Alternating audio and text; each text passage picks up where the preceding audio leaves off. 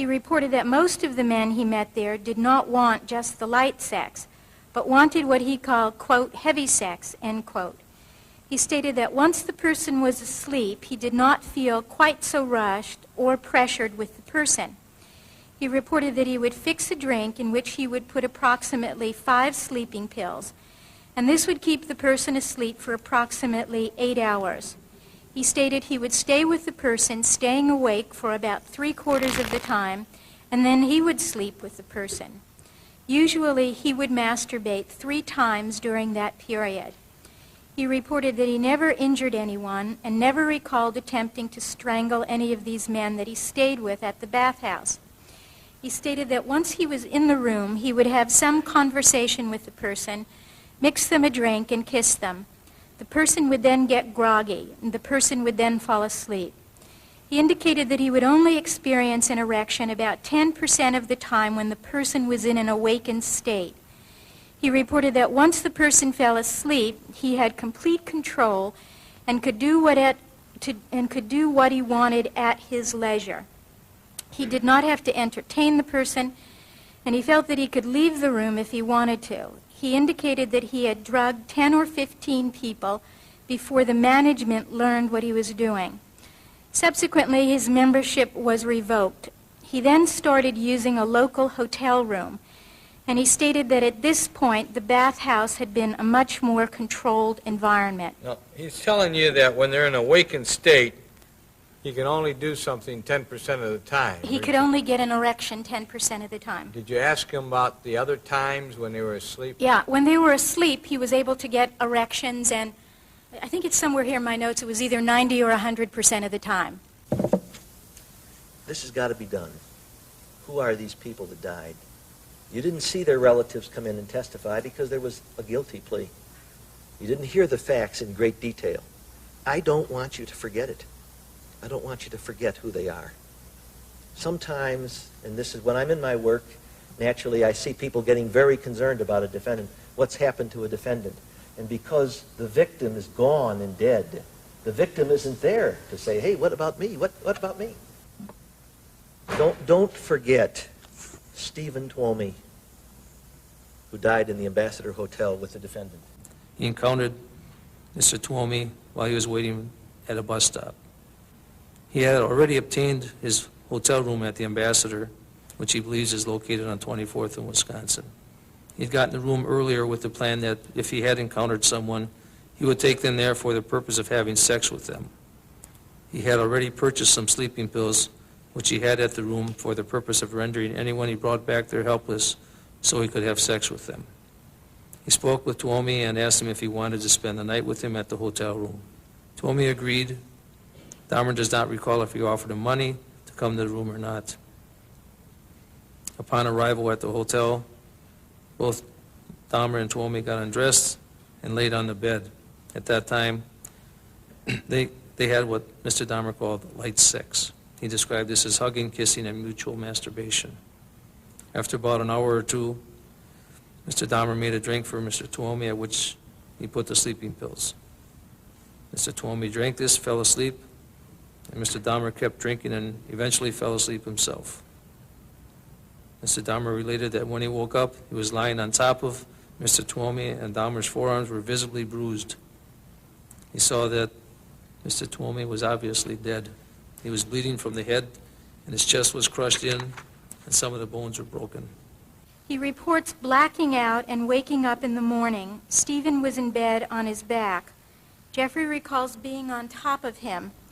He reported that Stephen's head was over the side of the bed and there was a bruise on his chest. He stated that he, Jeffrey, had a bruise on his arm. Jeffrey was shocked when he saw that Stephen was dead. He stated that he had no intention of murdering him. Seeing Stephen dead brought back memories of 1978 and his first victim, Stephen Hicks. He stated that he had paced the floor, felt horrified, shocked, and frightened, and could not believe this had happened. He then put the body in a closet and went to a mall. He bought a suitcase and subsequently put the victim inside of the suitcase. He then rented the room for another night. At 1 a.m. he checked out and took a taxi to his grandmother's house. He kept the body in the fruit cellar for approximately 9 days. One day, while his grandmother was at church, he laid the body out and, according to Mr. Dahmer, quote, slit open the belly and masturbated. The experience led him to make two changes. The first was, having realized how difficult it was to move a corpse from a hotel room, he decided not to return to hotels anymore, and from that point began to take men back to his grandmother's house, where he would have greater privacy and more space to work. The other thing he told me was that this changed his efforts to control himself. In his words, quote, after that incident, it seemed like there was no point in trying to resist the urges and the compulsion to do that. So that's when I started going out, looking around at the bars for other people. I asked, what do you mean there was no point? And he said, just since it had happened again, much to my surprise, it just, I don't know, it's hard to describe, just seemed by that time the driving compulsion to be with someone and control them was so strong and so prevalent throughout all my waking hours that I just continued doing that. It seemed like that broke any thought of holding back and not doing that sort of thing again.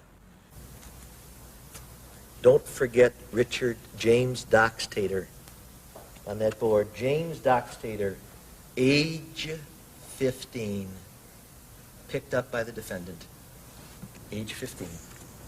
He had been at a bar on a Saturday night. He was standing in front of a bus stop and saw an attractive male. He assumed that this male had been drinking and asked him if he wanted to spend the night for $50. The victim agreed and took a bus to his home. When they sat, that's the grandmother's home. They sat in the living room while his grandmother was asleep. They laid together, kissed, and engaged in oral sex. The male said that he had to be back by morning, and Jeffrey did not want him to leave, so he fixed him a drink. When the victim fell asleep, he strangled him. After he was dead, Jeffrey laid with him for a while and then had anal sex. He placed the body in the fruit cellar and put a blanket over him. The next morning, he ate breakfast with his grandmother, and she went off to church. He kept the third victim's body for 1 week. During this period of time, he would lay with him and masturbate. At the end of the week, he laid the body out and, according to Jeffrey, quote, defleshed it, end quote. Don't forget Richard Guerrero, who died at the defendant's hands. First, he administered a drugged drink to his victim, and then after his victim was unconscious from the effects of that, he strangled him, which again indicates that it was not an impulsive act, but rather that he'd taken steps to prepare for the killing and, as it were, to anesthetize his victim before he killed him. He then took the body to the basement, defleshed it, put it in a trash bag, and saved the skull. He kept the skull for several months and brought it to his 24th Street apartment when he moved there. He reported that the police never found the skull. He left his grandmother's home because he wanted to live on his own and because once his grandmother had commented on his bringing a young man to her home. This made him feel uncomfortable, and he made up a story about why the young man was there. The next intended victim got away and was able to testify against Jeffrey Dahmer. But he couldn't be seen on camera as he was underage at the time. However, we can hear his voice and his name. My name is Ronald Douglas Flowers, Jr. Approximately what time did you get to the Club 219 that evening? Not real sure. I know it was late because the parking lot was pretty filled at the time, so I imagine it was 11:30 around that time. Okay. And did you meet your friends there? Yes, I did. After the bar closed, what next occurred? They all left, and I went back to my car and tried to start it. And when you tried to start your car, what happened? Well, I had been having a problem with my choke, so I imagine that was what the problem was, and it wouldn't start. And after I kept trying it and kept trying it, the battery just died. Pardon me. What did you do next?